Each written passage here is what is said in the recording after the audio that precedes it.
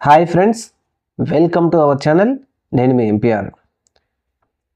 తిరుమల తిరుపతి దేవస్థానం వేయినామాల వాడి పాదాల వద్ద జరిగిన తొక్కిసలాట ఆరుగురు భక్తులు మరణించిన సంగతి మనందరికీ తెలిసిందే. తొక్కిసలాటలో చనిపోయిన ఈ ఘటనకు సంబంధించి ప్రభుత్వం ఒక కమిటీ వేసింది.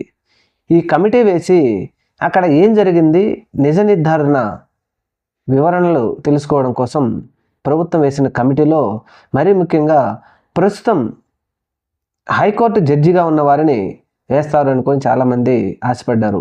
కానీ మన ప్రస్తుత ముఖ్యమంత్రి చంద్రబాబు నాయుడు గారు రిటైర్డ్ జడ్జి గారిని కమిటీలో ముఖ్యులుగా ఆయన వేయడం జరిగింది. అయితే ఇక్కడ ఇంత ప్రముఖంగా మనం ఎందుకు మాట్లాడుకుంటున్నామంటే 2019 నుంచి 2024 వరకు మాజీ ముఖ్యమంత్రి వైఎస్ఆర్సీపీ పార్టీ అధినేత ప్రస్తుతం జగన్మోహన్ రెడ్డి గారు ముఖ్యమంత్రిగా ఉన్నప్పుడు అప్పటిలో జగన్మోహన్ రెడ్డి గారు ఏ పని చేయాలన్నా ప్రస్తుత ప్రభుత్వ పెద్దలు కోర్టుకు వెళ్తే కోర్టులో నుంచి ఆయన పనులు ఆగిపోయాయి. 1.5 సెంటు పేదవాడికి భూమి ఇవ్వాలి అమరావతిలో అనుకొని జగన్మోహన్ రెడ్డి గారు నిర్ణయం తీసుకుంటే కోర్టు స్టే ఇచ్చింది.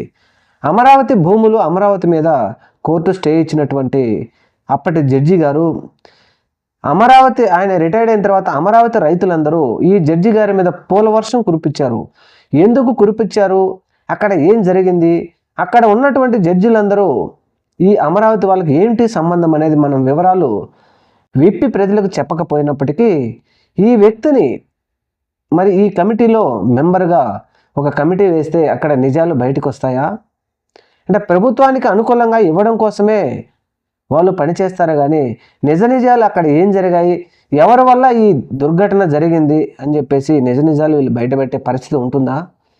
ఇలాంటి చర్యలు ప్రభుత్వం చేస్తూ ఉంటే ప్రజలకు నిజాలు ఎలా తెలియాలి?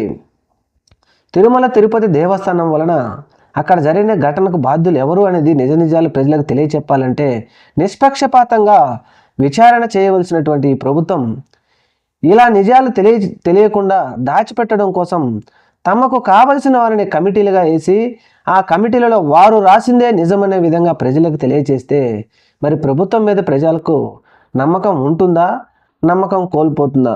నమ్మకం ఈ ప్రభుత్వం ఏర్పడిన 8 నెలల్లోనే ప్రజలకు ఆల్రెడీ ఈ ప్రభుత్వం గురించి అర్థమైపోయింది, నమ్మకం కోల్పోయింది.